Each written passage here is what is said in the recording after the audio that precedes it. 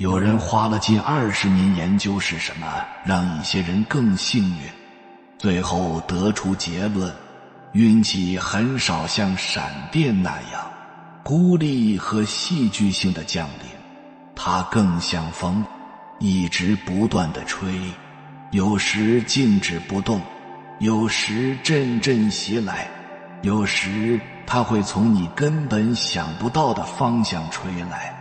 你是不是经常感叹自己的运气没有别人好，做什么似乎都慢半拍，别人做就万事大吉，但是自己一做就仿佛走进了死胡同。一个人活在这个世界上，肯定是希望自己多一些快乐，少一些忧愁，能多一些好运，少一些悲运。那么当人生不顺时，怎么能够转运呢？人的运气是否能够改变呢？答案是肯定的，人的运气是可以改变的，所以总能找到方法，让短暂的时运不济很快就转危为安。以下几件事你只管跟着做起来，你越这样做，老天就越会赐你好运。一，学会忘掉过去。有关原生家庭的问题，每过一段时间就会冲上热搜。其实几乎没有人有着绝对完美的原生家庭，家家有本难念的经，每个人都有自己的烦恼和痛楚，与无法改变的过去拼命纠缠，夜深人静时止不住地哀怨和痛苦，根本解决不了问题，只会浪费你更多的时间和精力。阿德勒说，重要的不是过去，而是你怎么看待过去，而我们对过去的看法是可以改变的。就我观察到的很多人，要么沉迷于对原生家庭的痛苦中无法自拔，丧失了勇气和力量去过好当下，要么执着于过去的失败和挫折，总觉得自己是过去的产物，自己太糟糕了，不配拥有更好的未来。实际上不是这样的，我们没法决定自己出生在什么样的家庭，拥有什么样的父母，经历什么样的人生挫折和苦难，但是我们可以选择采取什么样的方式去面对这些。印度的萨古鲁说，这些过去的事情都已经过去了，你所能拥有的就是今天和现在。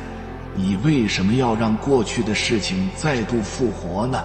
过去的东西都已经死了，你为什么要花那么多精力和能量去让一个死掉的东西继续活着呢？如果你做不到很好的面对过去，那不如学会选择性记忆，忘掉那些叫你不愉快的过往，化掉那些让你痛苦的记忆，告诉自己过去已死，往后重生。过去唯一的意义就是帮助我们提取经验和教训，给我们前进的勇气和力量。我们完全可以不受过去影响，直接朝着目标前进，跳出受害者模式，选择做个强者。遇到不好的事，直接买单离场，重新上路。二，少抱怨，多感恩。抱怨会把贵人和好运赶走，而感恩会让你得到更多帮助和机会。嘴巴是我们每个人最好的风水。爱默生说，能控制自己嘴巴的人都很厉害，不管是吃饭还是说话。当你还不知道如何更精准地表达自己，也不会回好听的话取悦他人时，不如简单点，不说抱怨人的话，不说丧气话，不说难听的话，多说感恩的话。很多时候，你心里的感恩，你不说出来，没人知道的。而你对现状或者他人的不满，只要你说出来了，无论是在人前还是在人后，都会叫人记恨，让人远离你，有机会也不会给你。人人都喜欢积极乐观正能量，都反感抱怨吐槽负能量。要想提高自己的好运，请你从改变从你嘴巴里吐出来的话开始。我发现，每当我开始感恩线上线下偶遇的人时，我就会十分心满意足，仿佛有股正气从心底升起，而后面的一连串的好运不过是自然而然的结果。3. 放下情绪，积极行动。情绪永远无法被解决，只有事实可以被解决。当你又一次被情绪困扰时，不要任由自己这样下去。你可以起身做点什么，打扫卫生也好，收拾房间也罢，你总要做点什么，转移一下注意力。沉迷于糟糕的情绪，会让你元气大伤，丧失改变的动力和能量。每当你心情不好，还躺着不动的时候，这时再小的问题都容易被放大，进而演变成压垮骆驼的最后一根稻草。而当你忙起来，听欢快的歌，选择快乐和积极时，你会发现，不就这么点事吗？要不了多久就可以搞定。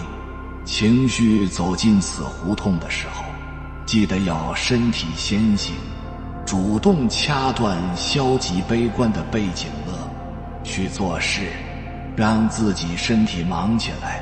你有多快走出消极情绪，你就有多快找到事情的转机，多快调整好自己的状态，迎接新一轮的挑战，拥抱下一个好运。在这个纷繁复杂的世界里，我们常常寻找提升自己运势的方法。那么今天我将与你分享50条神秘的玄学指南，祝你时来运转，将帮助你在生活中走得更顺畅，心态更平和。如果你能真正理解并应用这些道理，相信你以后的日子里会顺风顺水，心想事成。1. 当处于人生低谷时，不妨去祭拜祖先，开启一场寻根之旅。2. 进门切勿见到镜子。3. 当遭遇无法解决的难题，莫要绞尽脑汁去处理，而是静下心来，暂不行动。4. 村里有人辞世，即便未获通知，哪怕是仇家，也应随份子钱。5. 睡前切勿饮水，出远门不宜食枸杞。6. 多多参与喜宴，诸如他人的婚礼、满月、生日等，借他人之喜事，为自身增添好运。7. 父母健在，自身不可过寿。8. 老婆驾车，自己需保持缄默。9. 不可过于慷慨大方，否则易招惹爱贪小便宜之人靠近。10. 已成既定事实，不必追问探究。11. 人性会因您的价值而改变，有用时尽显善良，无用时变得自私，触及利益时甚至恶毒。12. 若感觉与某人相处顺遂，无需言明，尽量靠近即可。13离家3日及以上，归家时先敲门3下，稍作等待，半分钟后再敲3下而后开门。14避免谈及对方孩子学习欠佳的话题。15未回消息之人，多系故意为之，并非遗漏。16担忧之事往往更易发生，例如准时上班老板不在，迟到却恰巧遇见。17常开笑口，福门自开。18购置些许金器佩戴于身，渴望财运。19盛饭时不可连续盛3次。20参加葬礼不可着装过于艳丽。21自身的秘密切勿轻易告知他人。22爱自己，福往者福来，爱己者爱返。23对于消耗自己的人和事，远离为上，多看一眼皆为自身过错。24每日独处片刻，放空心灵。25说话逻辑欠佳之人，不妨观看辩论赛。26勿与任何人解释诸事，亦勿向任何人讲述大道理。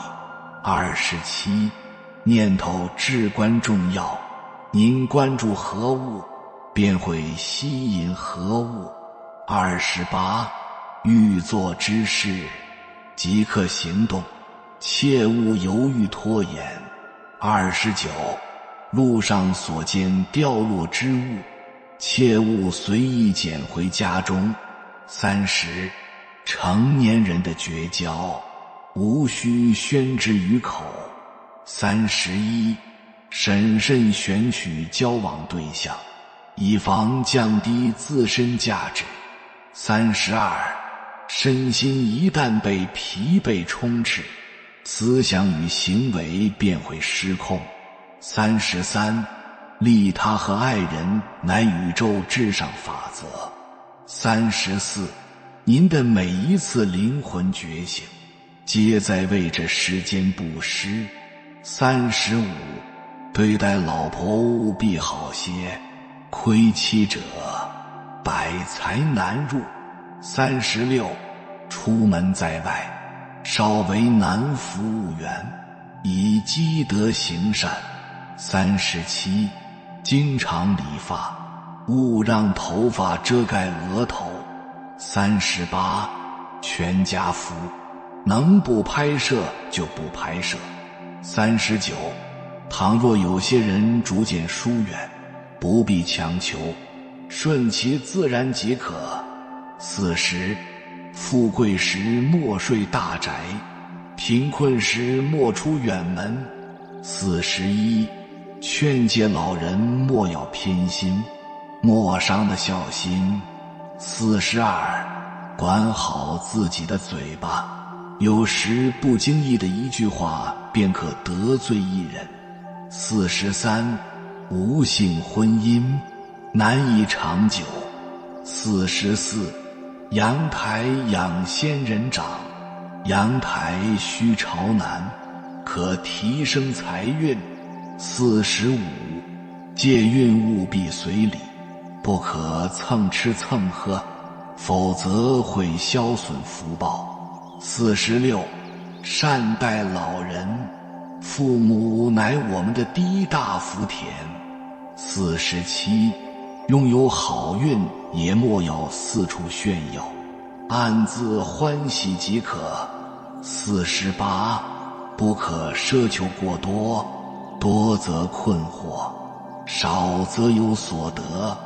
49首饰佩戴有玄学，左金右钻，斜接老近， 50潮湿之地勿放置物品。低谷不过是上天给自己的一个重新审视自己的机会，在这个过程中，我们要重塑自己，甚至颠覆自己。低谷期最应该做的就是为自己蓄力。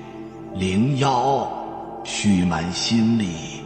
心力强大的人，志向远大，坚韧不拔，愈挫愈勇，永不言败。邓亚萍在自传《心力》中讲了自己人生最重要一场比赛。1996年奥运决赛是他记忆最深刻的一场比赛，那是一场大逆转。媒体说邓亚萍一战奠定了乒坛第一人的地位。那场比赛，邓亚萍对阵台北队运动员陈静。邓亚萍原本2-0领先，被对方追到2-2平手，气势完全被对方压了下来。可能每个观众都在想，邓亚萍输掉奥运决赛了。在濒临崩溃，快要输掉比赛时，他用了自己的绝招——思维阻断法。第5局几乎每一个发球回合前，都用手摁3下球台，不是很快的摁，是用力地，慢慢的摁1下，摁2下，摁3下，用这简单的动作，迅速地从上一个球的得失中走出来，不去听观众的呐喊，不去想和对手有几分差距，伴随这个小动作，给自己一点时间缓冲，去想下一球的策略，去仔细而敏锐地观察对手。正是他在平时给自己蓄满的心力，让他有力量应对关键时刻的巨大压力，成功度过难关，最终赢得了胜利。对于我们普通人来说，虽然不用去参加奥运比赛，但是生活中会遇到大大小小的赛场，或许是一次让甲方满意的汇报，一次面试，一次家庭危机等等。这时候不要被紧张的情绪控制，要稳住心力，才能有赢面。02蓄足智力。心理学家邓宁说，越是无能的人，越是难以识别出别人的真功夫，越容易高估自己的水平，因为他们压根不知道自己不知道。真正优秀的人都在时刻提升自己的认知水平，他们总是抓住一切时间提升自己大脑中的知识储备。王小波传中详细记录了王小波年轻时在乡村插队的生活趣事。在乡下，许多年轻人喜欢结伴行，聚在一起找乐子。然而王小波却偏偏独来独往，不愿融入人群之中。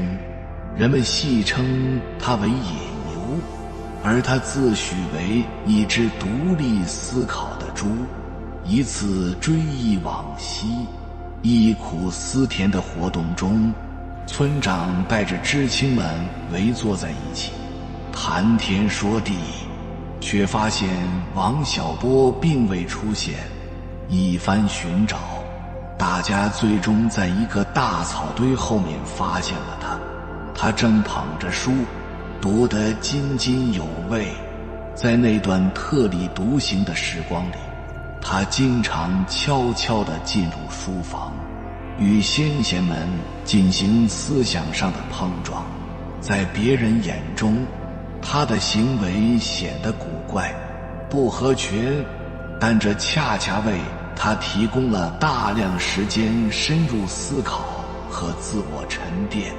数年之后重返城市，他创作出了《黄金时代》，并由此成为一名著名作家。高手最核心的品质就是不盲目随波逐流，时刻保持和智者交流，不断提升自己。就像薛兆丰的一句话，生活可以忙忙碌碌随大流，但思想也可以偷偷摸摸求上进，提升自己的智力，才能在面对生活的风雨时有抗衡的能力。03，续上体力。你发现没有，那些身居高位的人体力都特别充沛。有个公司的老总，每天的会议5至8个不止，还要听取大量的回报，做很多决策，往往离开公司都是晚上10点以后了。但尽管如此忙碌，他还是要用午休1个小时的时间去打乒乓球，打到大汗淋漓，然后冲个澡，继续下午的工作。有人不理解，这样不是更累吗？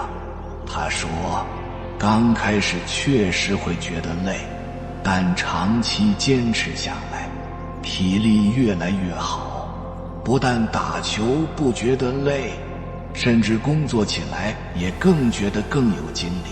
这就是体力提升了的结果。源码资本创始人曹毅说，体力是一种结果，是高度自律、适度舍弃、维持规律的生活，从而得到的一种稳定愉悦的身体状态。这种稳定的身体状态和体力能让你有稳定的表现，深以为然。整体而言，想要做好一件复杂的事，心力、智力、体力缺一不可。日常生活就是不断打磨这几样，持续精进。当你身上出现这5个征兆时，就是老天要帮你的征兆，你一定要抓住这个机会，留下4个字：时来运转，等着接受你的好运气吧。第一，如果你身处低谷，最困难落魄时，觉得苦日子很难熬下去，这个时候你身边的人能够伸出援手，助你一臂之力。自古锦上添花比比皆是，雪中送炭寥寥无几，那你就要注意了，这是老天给你的提醒，给你一场苦难，让你知道谁才是你真正的朋友。遇见这样的人，一定要牢牢地抓住，好好的珍惜，用全力去回馈。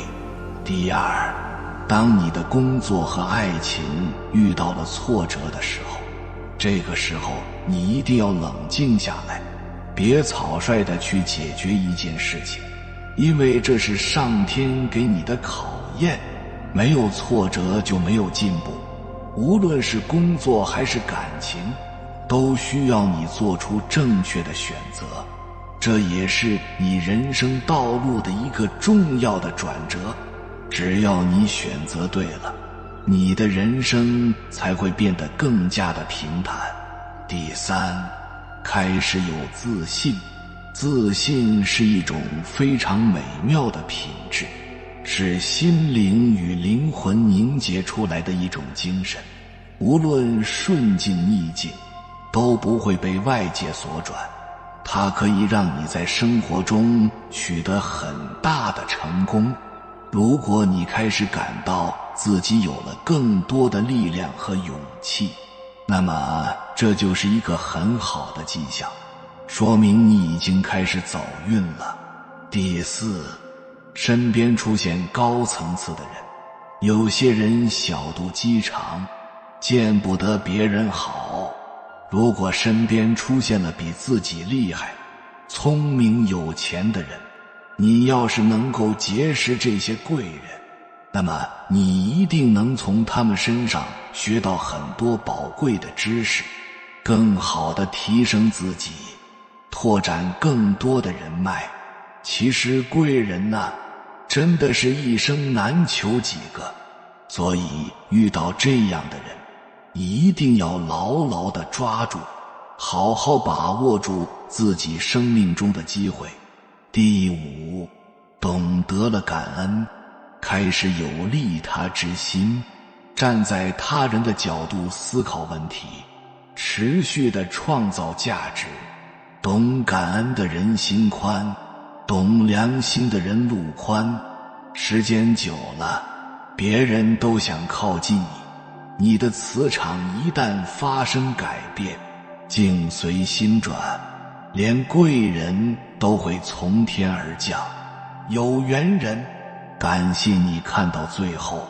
如果今天的影片对你有所帮助，请按个赞给我响应，回复一句时来运转，你就是那个最幸运的人。愿你前程似锦，喜事连连。还没有订阅频道的，请点击右侧的订阅按钮，与我们建立更深的连接。